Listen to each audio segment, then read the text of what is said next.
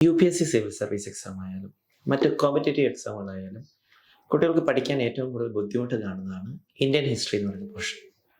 അത് കുട്ടികൾക്ക് ബുദ്ധിമുട്ടാവുന്നതിന് പ്രധാന കാരണം എന്ന് പറയുന്നത് അതിൻ്റെ വാസ്റ്റ് സിലബസും പിന്നെ പേരുകളും വർഷങ്ങളും ഓർത്തിരിക്കാനുള്ള ബുദ്ധിമുട്ടുമാണ്.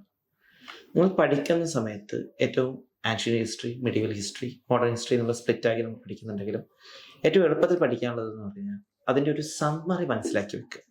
അതായത് ഇതിൻ്റെ ഒരു ഓർഡർ എങ്ങനെയാണ് വരുന്നത്, ഏത് ഇവൻ്റ് കഴിഞ്ഞിട്ട് ഏത് ഇവൻ്റ് എന്നുള്ള ഏറ്റവും ബേസിക് ആയിട്ടുള്ള ഇവൻ്റുകൾ നിങ്ങൾ മനസ്സിലാക്കുക. അതൊരു കഥ പോലെ ഒരു ക്രോണോളജിക്കൽ ഓർഡർ മനസ്സിലാക്കി വെച്ച് കഴിഞ്ഞാൽ നിങ്ങൾക്കതൊരു വീടിൻ്റെ സ്ട്രക്ചർ പോലെയാണ്. ആ ഒരു ബേസിക് ബിൽഡപ്പ് നിങ്ങൾ ചെയ്ത് വെക്കുക. ഒരു കൺസ്ട്രക്ഷൻ അല്ലെങ്കിൽ ഒരു സ്ട്രക്ചർ റെഡിയാക്കി വെക്കുക. ബാക്കിയുള്ള അതിൻ്റെ ഇടയിലുള്ള ബാക്കിയുള്ള കിങ്ഡംസോ അങ്ങനെയുള്ള ഇവൻറ്റുകളൊക്കെയോ വരുന്നത് അതൊരു ജിക്സോ പസിൽ പോലെ വെക്കുക. അല്ലെങ്കിൽ ഒരു ഇൻറ്റീരിയർ ഡിസൈനിങ് നമ്മൾ ചെയ്യില്ലേ, അതുപോലെ ആ വീടിനെ ഭംഗിയാക്കാൻ പറ്റുന്ന രീതിയിൽ ഒരു സ്ട്രക്ചർ ആദ്യം മെയിൻറ്റെയിൻ ചെയ്യുക. ഇതിന് ശേഷമുള്ള ഒരു ഇൻറ്റീരിയർ ഡിസൈനിങ് എന്നുള്ള രീതിയിലേക്കായിട്ട് നിങ്ങൾ ആഡ് ചെയ്ത് പോയി കഴിഞ്ഞാൽ നിങ്ങൾക്ക് അത് കംപ്ലീറ്റ് ചെയ്യാൻ പറ്റും.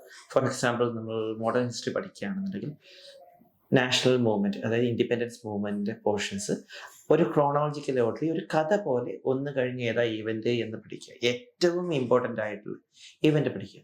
അതിനിടയിലുള്ള റീജിയണൽ റിവോൾട്ടുകളായാലും സോഷ്യോ റിലീജിയസ് റിഫോം മൂവ്മെൻറ്റുകളുടെ ആയാലും അതിൻ്റെയൊക്കെ സെപ്പറേറ്റ് ആയിട്ട് നിങ്ങൾക്ക് ആ ഒരു ടൈം ഗ്യാപ്പിൽ ഫില്ല് ചെയ്യുന്ന രീതിയിലേക്ക് നിങ്ങൾ പഠിച്ചു കഴിഞ്ഞാൽ കുറച്ചുകൂടി എളുപ്പത്തിൽ ഘട്ടം ഘട്ടമായിട്ട് നിങ്ങൾക്ക് ഹിസ്റ്ററി പഠിക്കാൻ പറ്റും. ഇത് കണ്ടിന്യൂസ് ആയിട്ട് നിങ്ങൾക്ക് റിവൈസ് ചെയ്യണമെന്നുണ്ടെങ്കിൽ കൂടുതൽ കാലം അത് ഓർത്തിരിക്കാനും എക്സാമുകൾക്ക് യൂസ് ചെയ്യാനും പറ്റും. Alchemy IAS, transforming dreams into reality.